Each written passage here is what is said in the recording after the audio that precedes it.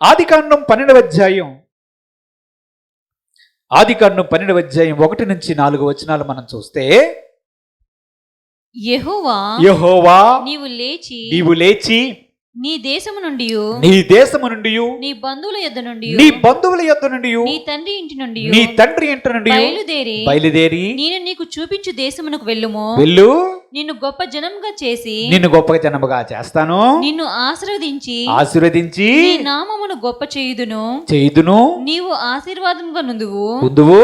నిన్ను ఆశీర్వదించు వారిని ఆశీర్వదించెదను, నిన్ను దూషించు వారిని శపించెదను అన్నాడు. చాలు. అబ్రహాము గారి యొక్క విశ్వాసం యొక్క స్థాయి కూడా చూద్దాం. మొట్టమొదటి అబ్రహాం గారు పిలిచినప్పుడు ఏమైంది? నీ తండ్రి దేశం నుంచి బయటికి వెళ్ళు, నీకు ఒక దేశాన్ని ఇస్తా, నీకు విస్తారమైనటువంటి సంతానాన్ని ఇస్తా అన్నాడు కదా. దేవుడు చెప్పిన మాట ప్రకారం అబ్రహాము, అతని భార్య అయినటువంటి శారాయి, అతనితో పాటు లోతు కొంత ఆస్తి పట్టుకొని మూటమూలు సర్ది ఊరు నుంచి బయటకు వచ్చారా? ఇప్పుడు ప్రశ్న, అప్పుడు అబ్రహాము గారికి విశ్వాసం ఉన్నదా లేదా? ఉందా లేదా? ఉంది. ఉందని ఎక్కడుంది? హెబ్రీలకు రాసినటువంటి పత్రిక 11వ అధ్యాయం 8వ వచనాన్ని చదువుతాం. హెబ్రీ 11:8. అబ్రహాము పిలువబడినప్పుడు విశ్వాసమును బట్టి ఆ పిలుపునకు లోబడి తాను స్వాస్థ్యముగా పొందనయ్యున్న ప్రదేశమునకు బయలువెళ్ళెను. మరియు ఎక్కడికి వెళ్ళవలెనో అది ఎవరు ఎరుగకయే బయలువెళ్ళాడు. అంటే ఇప్పుడు దేవుడి యొక్క వాక్యం ఏం కన్ఫర్మ్ చేస్తుంది? అబ్రహాము బయలుదేరినప్పుడు విశ్వాసాన్ని బట్టే ఎక్కడికి వెళ్ళాలో తెలియదు, కానీ మూట ముళ్ళు సర్ది భార్యతోనూ లోతుతోనూ బయలుదేరాడు అని ఆదికాండం 12వ అధ్యాయంలో కనిపించింది. హెబ్రీలకు రాసినటువంటి పత్రిక 11వ అధ్యాయంలో 8వ వచనములో వారు బయలుదేరినప్పుడు అబ్రహాము విశ్వాసము ద్వారానే బయలుదేరాడని కనిపించింది. అంటే అబ్రహాము గారు తన పితరుల దేశము నుంచి, తండ్రి యొద్ద నుంచి బయలుదేరినప్పుడు అబ్రహామునకు విశ్వాసం ఉన్నది. అంతే కదా. ఇప్పుడు వాక్యం చూద్దాం. ఆదికాండం 15వ అధ్యాయం 1 నుంచి 6 వచనాలు మనం చూస్తే, ఆదికాండం 15వ అధ్యాయం.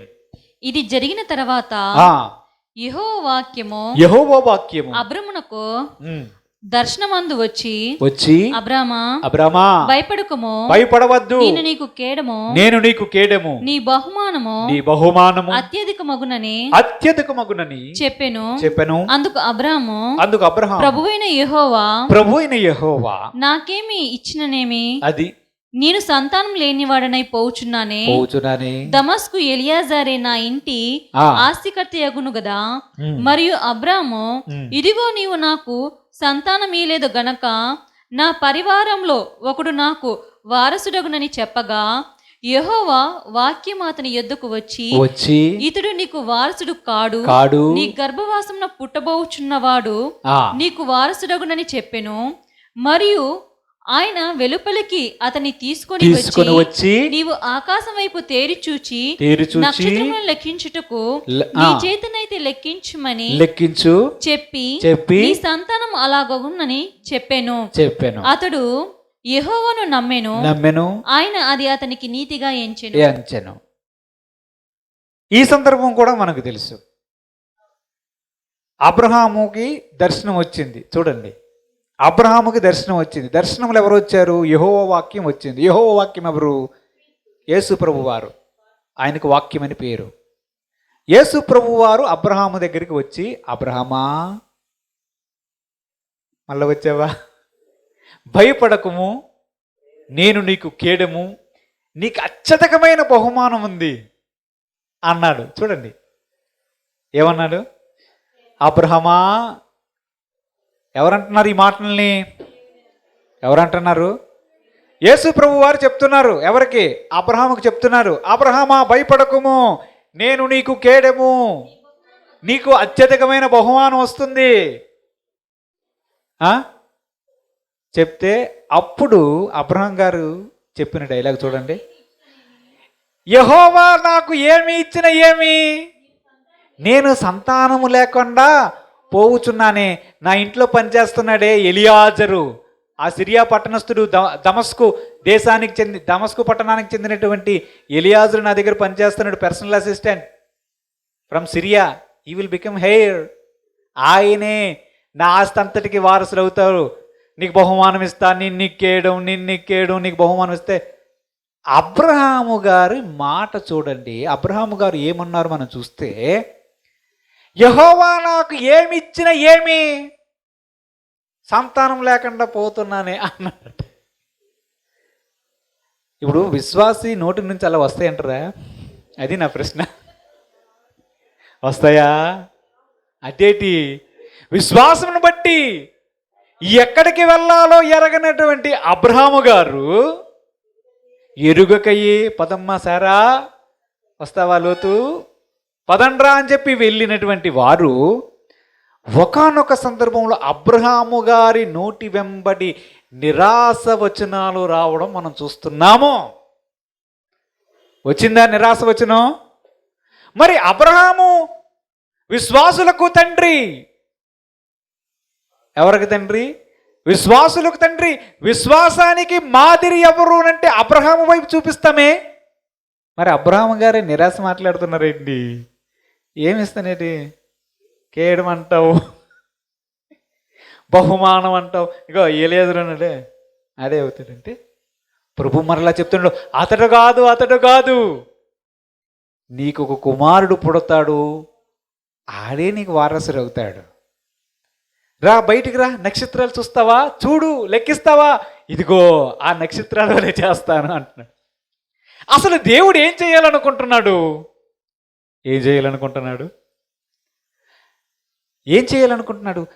వాగ్దానాల ద్వారా అబ్రహాము యొక్క విశ్వాసాన్ని బలపరచాలని ప్రయత్నము చేస్తున్నాడు మరలా కదా. ఇప్పుడు చూద్దాం దేవుని యొక్క వాక్యంలో ఆదికాండం 17వ అధ్యాయం 15 నుంచి 17 వచనాలు చదువుకుందాం. ఆదికాండం 17వ అధ్యాయం. మరియు దేవుడు నీ భార్య అయిన సారా పేరు సారాయి అనవద్దు, ఇంకా సారాయి అనవద్దు, ఏలయనగా ఆమె పేరు సారా, నేను ఆమెను ఆశీర్వదించి ఆమె వలన నీకు కుమారుణ్ణి కలుగజేసెదను.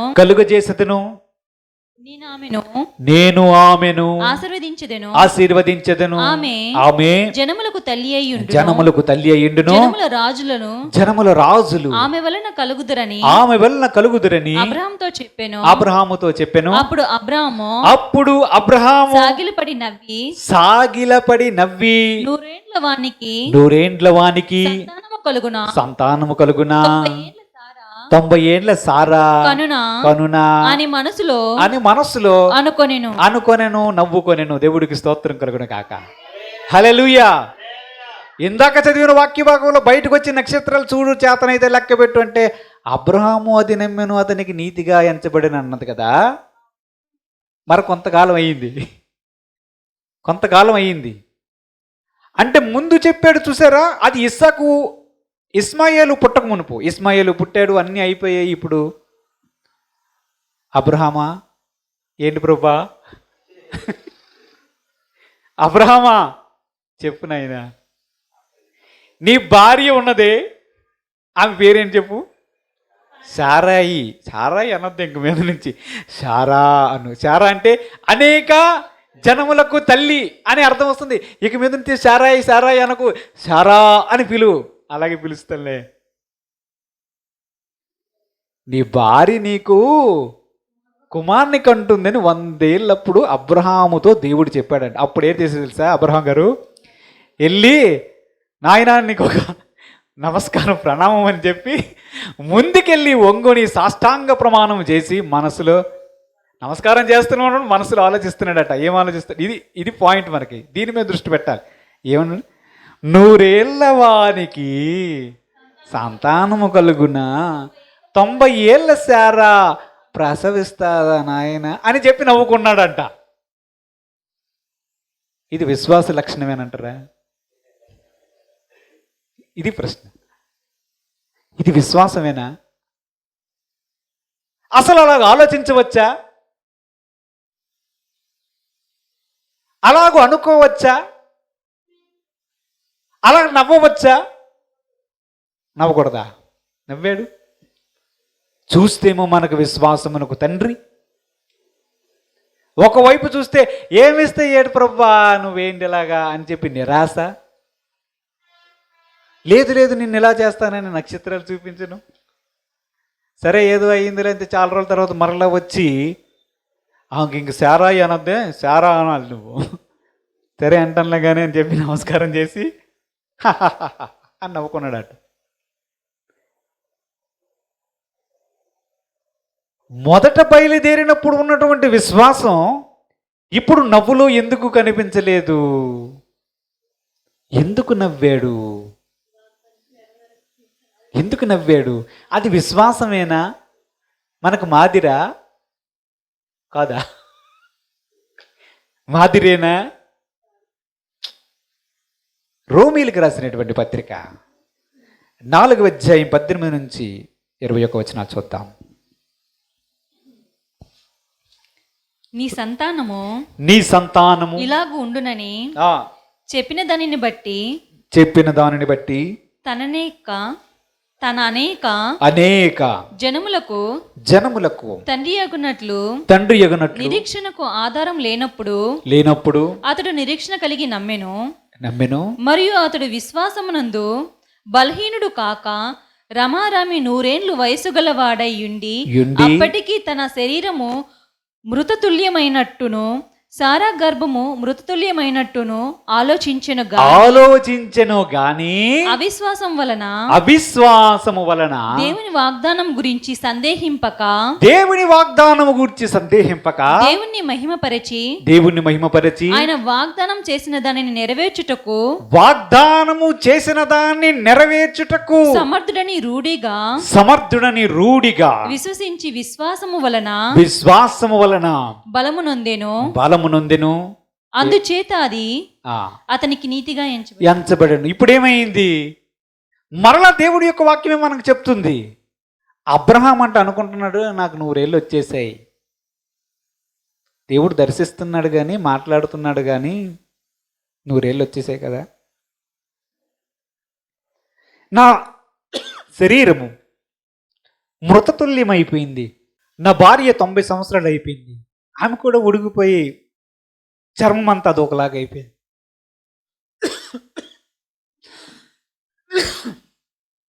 ఇద్దరు కూడా చావడానికి సిద్ధంగా ఉన్న శరీరాలు అయిపోయాయి.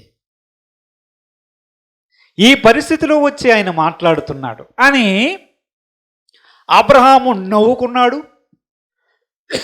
నవ్వాడు,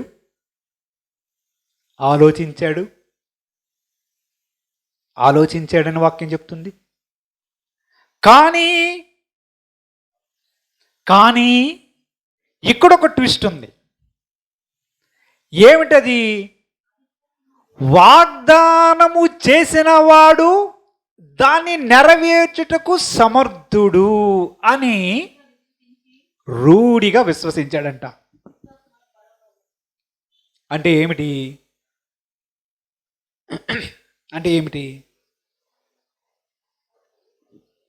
అంటే ఏం జరిగింది? ఆలోచన ఒకలాగిపోతుంది, వాగ్దానం ఒకలాగుంది, దేవుడు ఇంకొకలాగా పనిచేస్తూ ఉన్నాడు. అంటే తాను 100 సంవత్సరాలై ముసలివాడినైపోయాననే ఆలోచన అబ్రహామునకు ఉన్నది. తన భార్య 90 సంవత్సరాలు అయిపోయిందన్న ఆలోచన కూడా అబ్రహాముకు ఉన్నది. నిరాశ ఉన్నది. నవ్వుకున్నాడు, అన్నీ చేశాడు. మరలా చెప్తున్నాడు దేవుని యొక్క వాక్యం. వాగ్దానం చేశాడు దేవుడు నాతో ప్రతిసారి వచ్చి, అయితే నా విశ్వాసాన్ని వృద్ధి చెయ్యాలి. ఇక్కడ ఏం చేయాలి?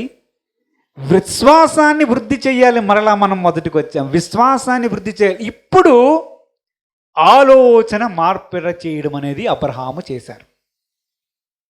ఎలాగూ చేశాడంటే పరిస్థితి వైపు కాదు,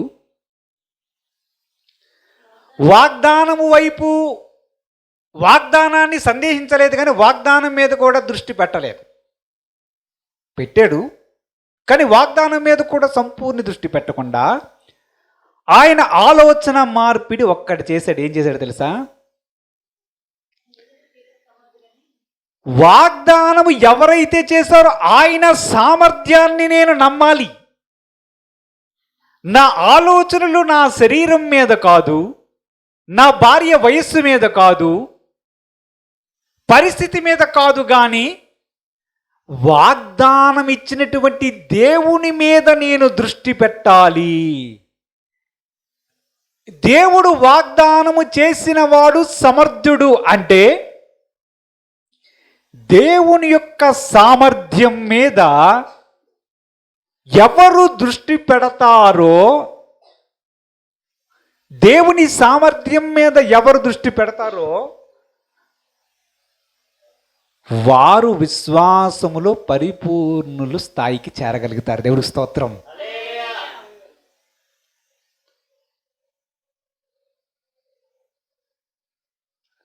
ఆ విశ్వాసం యొక్క పరిపూర్ణ స్థాయి అబ్రహాములోనికి రావడానికి కారణం ఏంటో తెలుసా? అంటే సింపుల్గా చెప్పాలంటే మన విశ్వాసం పరిపూర్ణ స్థాయిలోనికి వెళ్ళి స్థిరంగా ఉండాలంటే ఒకటే ఒకటి చెయ్యాలి. దేవుడు సమర్థుడు, దేవుడు సామర్థ్యము గలవాడు అనేది రూఢిగా నమ్మాలి. వాగ్దానాలు మీరు పక్కన పెట్టినా మరిచిపోయినా ఆయన దాన్ని నెరవేరుస్తాడు.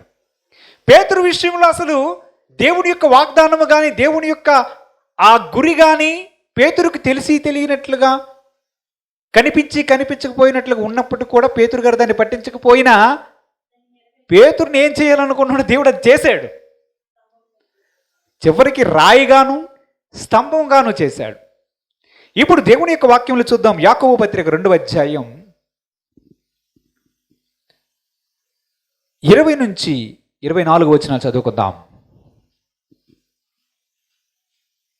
వ్యర్థుడా, క్రియలు లేని విశ్వాసము నిష్ఫలమైనదని తెలుసుకొనగోరుచున్నావా? మన పితరుడైన అబ్రాహాము తన కుమారుడైన ఇస్సాకును బలిపీఠం మీద అర్పించినప్పుడు అతడు క్రియల వలన నీతిమంతుడని తీర్పు పొందలేదా? విశ్వాసం అతని క్రియలతో కూడా కార్యసిద్ధి కలగజేసిననియు క్రియల మూలంగా అతన్ని విశ్వాస పరిపూర్ణమైనదనియు గ్రహించుచున్నావు కదా. అంటే మన విశ్వాసము, మనము శిష్యులు అడిగిన ప్రశ్నకి సమాధానం మనకి ఇక్కడ కనిపిస్తుంది. శిష్యులు ఏమడిగారు? వృద్ధి చేయి ప్రభువా మా విశ్వాసం అన్నారు. దైవ ప్రత్యక్షతలు చూసినటువంటి పేతురు గారు కూడా ముందు వెనక కదలిక మనకు కనిపించింది కదా. మరి అలాంటి విశ్వాసము కాకుండా సంపూర్ణమైన విశ్వాసం రావాలంటే ఏమిటో చెప్తున్నాడు. విశ్వాసం అంట క్రియలతో కలిసి సంపూర్ణత చెందుతుంది, పరిపూర్ణమవుతుంది. అప్పుడు ఆ వ్యక్తిని ఎవ్వడూ కదల్చలేరు.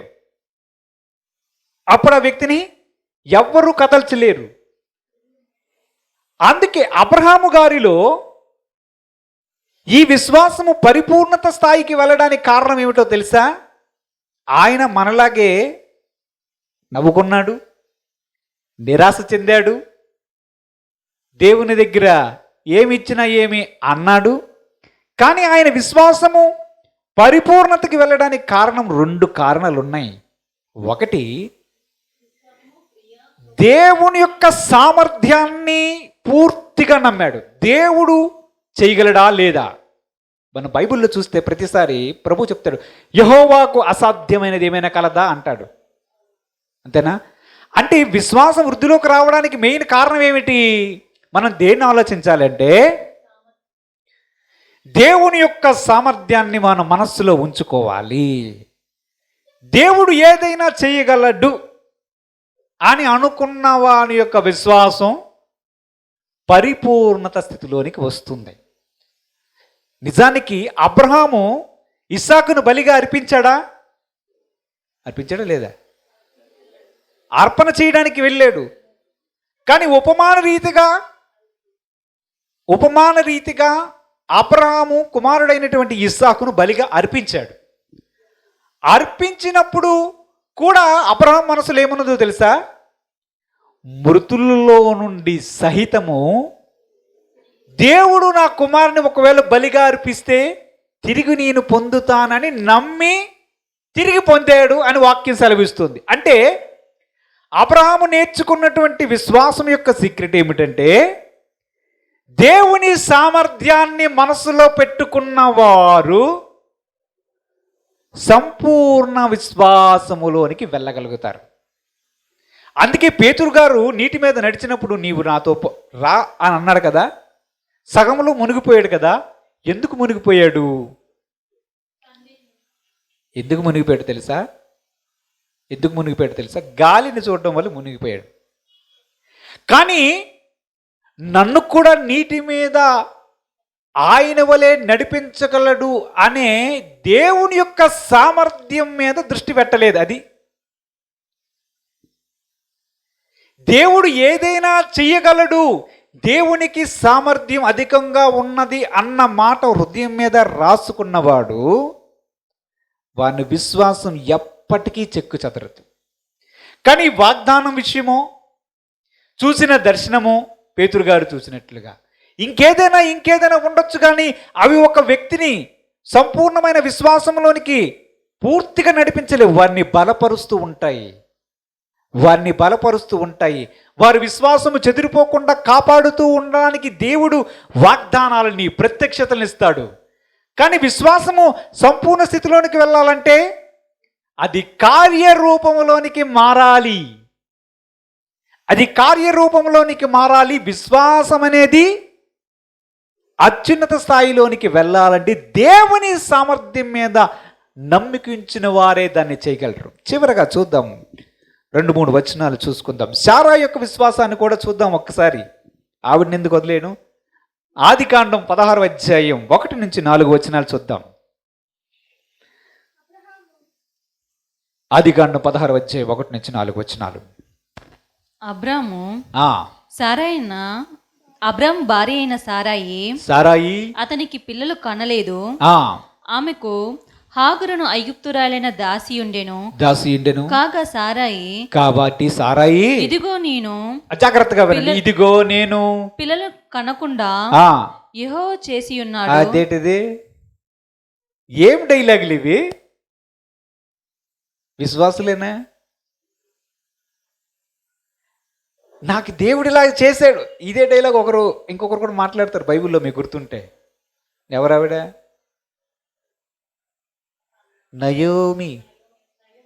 ఇదిగో దేవుడు నన్ను రిక్తురాలుగా చేసెను అని అన్నదా? ఈ డైలాగులు విశ్వాసులకు వచ్చే డైలాగులేనా? వీరు విశ్వాసులేనా? ఇప్పుడు చూద్దాము. అప్పుడు ఏమన్నాడు చదవండి తర్వాత.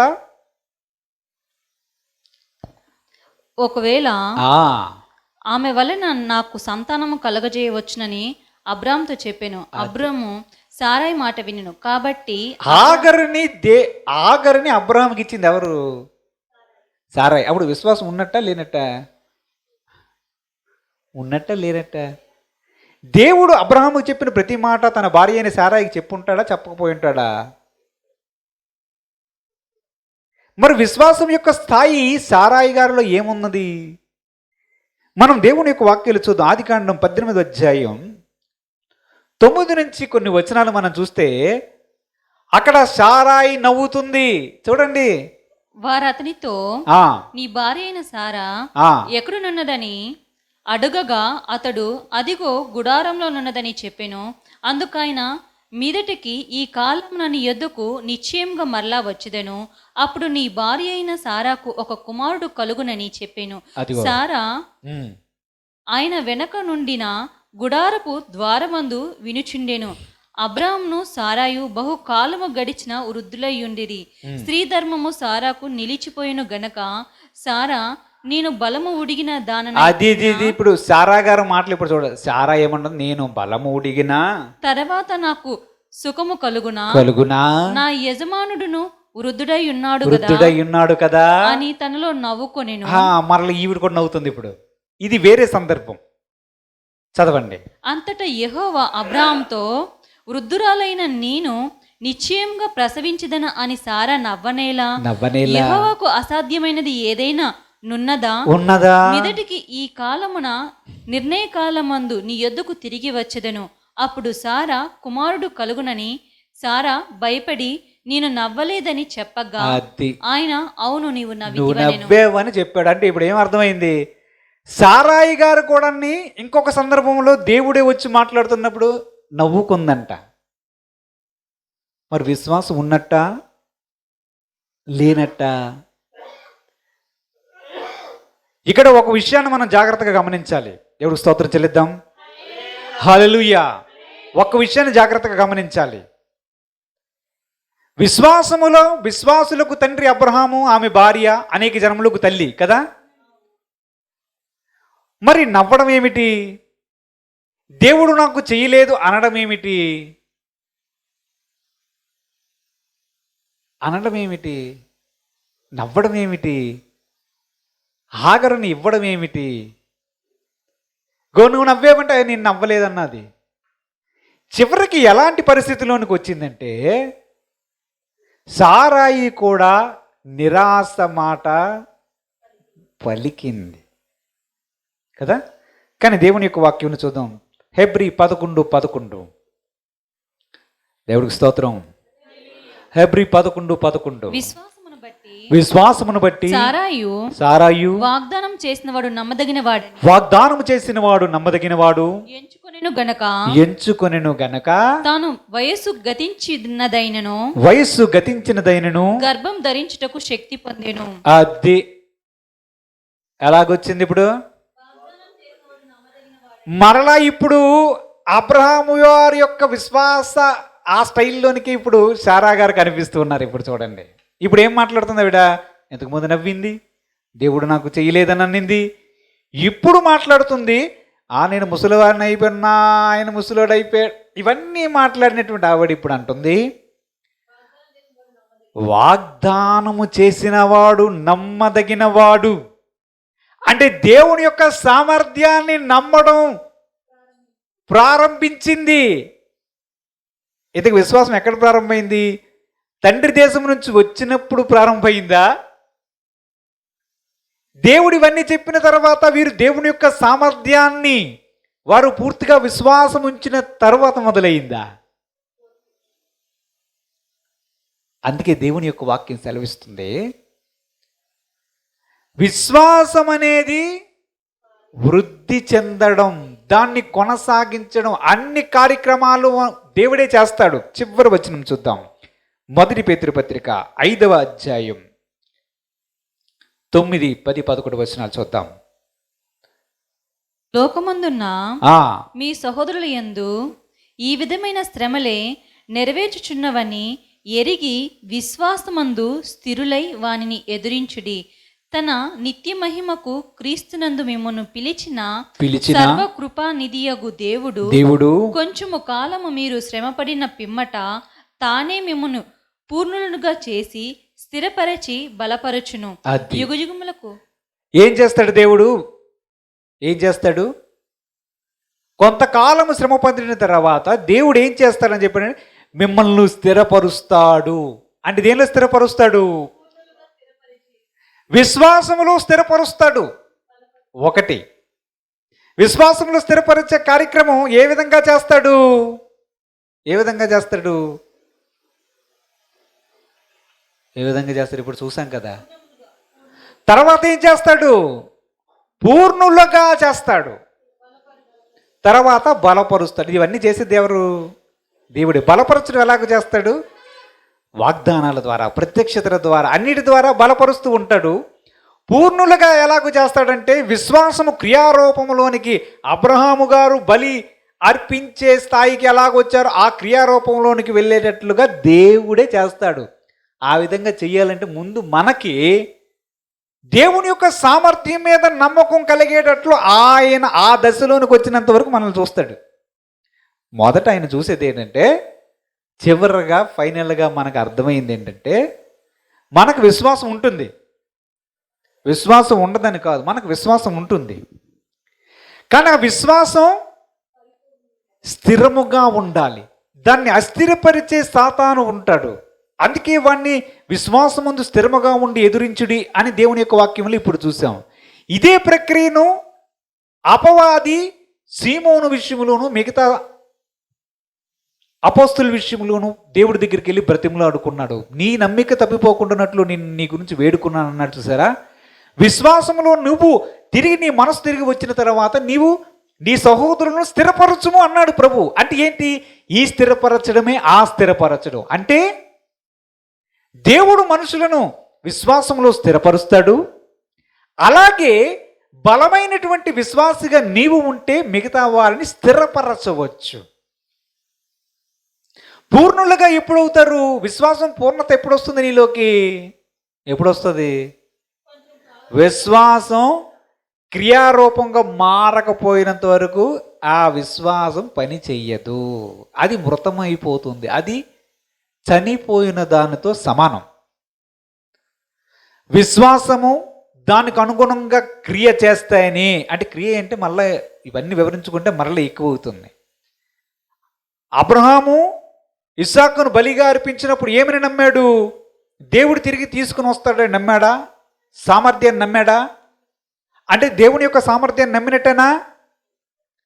దేవుని సామర్థ్యాన్ని నమ్మి బలిగా అర్పించడానికి కూడా తన విశ్వాసాన్ని ఉపయోగించాడు. ఆ క్రియారూపంలోనికి మారాలి అంటే దేవుని సామర్థ్యాన్ని నమ్మాలి. దేవుని సామర్థ్యాన్ని నమ్మితే నీ విశ్వాసం క్రియారూపంలోనికి మారుతుంది. ఎప్పుడైతే విశ్వాసం క్రియారూపంలోనికి మారుతుందో అది పరిపూర్ణం అవుతుంది.